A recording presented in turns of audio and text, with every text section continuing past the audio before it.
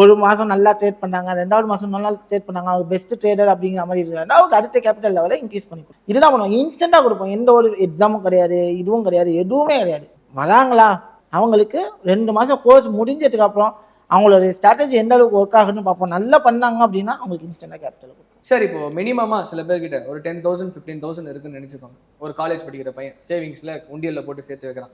அந்த 10,000 15,000 வச்சு ட்ரேடிங் பண்ண முடியுமா சார்? கண்டிப்பாக ட்ரேட் பண்ண முடியும். முடியாதுன்னு சொல்ல, நான் சொன்னேன், ஃபஸ்ட்டே சொன்னேன், மைண்ட் செட். இந்த 10,000 15,000ங்கிறது ஒரு சின்ன அமௌண்ட்டாக தான் தெரியும். ஏன்னா 10,000 15,000 இருந்துச்சு அப்படின்னா நீங்கள் என்ன நினைப்பீங்க அப்படின்னா டெய்லி 1000 ஏர்ன் பண்ணணும்னு நினைப்பீங்க. ஓகே, கண்டிப்பாக நினைப்பீங்க. அதே மாதிரி 10,000 லாஸ் ஆனாலும் ஒரு சின்ன அமௌண்ட் இல்லை. இன்னைக்கு லாஸ் பண்ணால் அடுத்த நாளே நான் அதை ரெடி பண்ண முடியும். நீங்கள் சொன்னீங்களா உண்டியல், இப்போ இருக்க காலம் சொன்னால் அழகாக வீட்டிலேயே கேட்டு 10,000 15,000 வாங்கிடுறாங்க பசங்க. ஆமாம், வீட்டில் அம்மா அப்பா கிட்ட கேட்டால் கொடுத்துருவாங்க, கிடைச்சிடுறாங்க. அதை லாஸ் பண்ணிட்டு திருப்பி 10,000 பண்ணுறாங்க. ஐயோ அம்மா அப்பாட்ட திட்டு வாங்கணுமே, ஏன்னா நானும் அப்படிலாம் பண்ணேன் ஆக்சுவலி.